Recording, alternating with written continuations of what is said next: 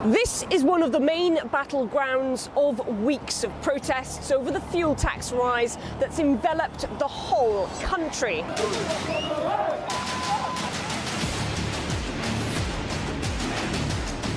Cars and buildings burned, shops smashed and looted, and some of the most iconic monuments in Paris trashed. The number of injured keeps rising.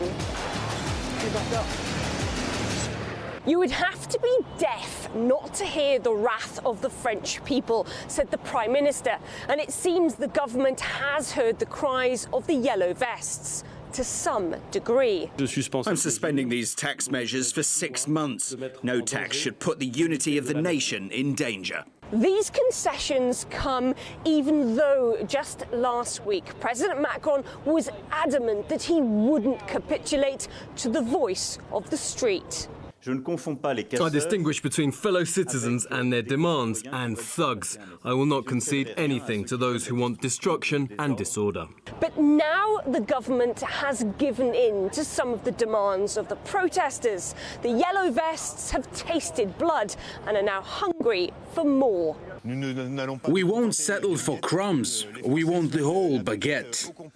The protests have come at a time when Macron's popularity has been sliding down a slippery slope and hitting new all-time lows. When Macron ascended office 18 months ago, he promised massive reforms from the pension system to the working code, and that he wouldn't relent from getting the job done, no matter how unpopular it proved to be. My reform agenda is to modernize the country, and we will pursue this modernization agenda till the end. Any chance that you will back down? No chance.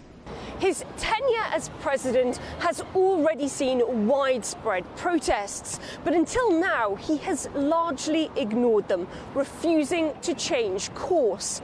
The concessions being offered to the yellow vests show that he's willing to drop his uncompromising stance when it seems the violence spirals out of control. Charlotte Dubinsky, RT, Paris. Member of the French National Assembly, Gilbert Collard, says 6 months is a very convenient length of time to suspend the fuel price hike. They are taking the French people for fools. They want to gain some time to subdue the beast before the European parliamentary elections are held.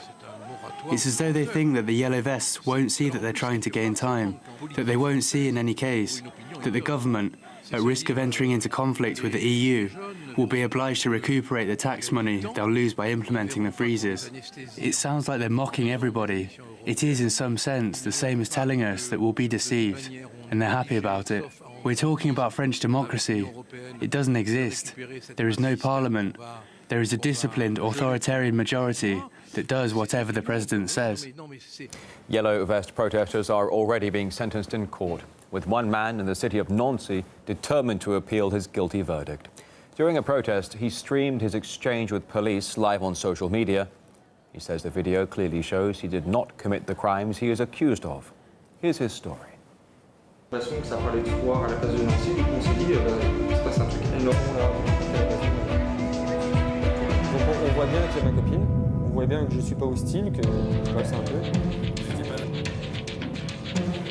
policeman was saying I should be detained. They ordered me to turn around, so I did.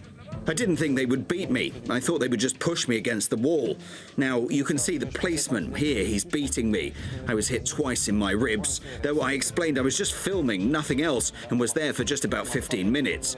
One policeman had his knees in my back, the other one held my legs down, and the third pinned my head to the ground with his knee.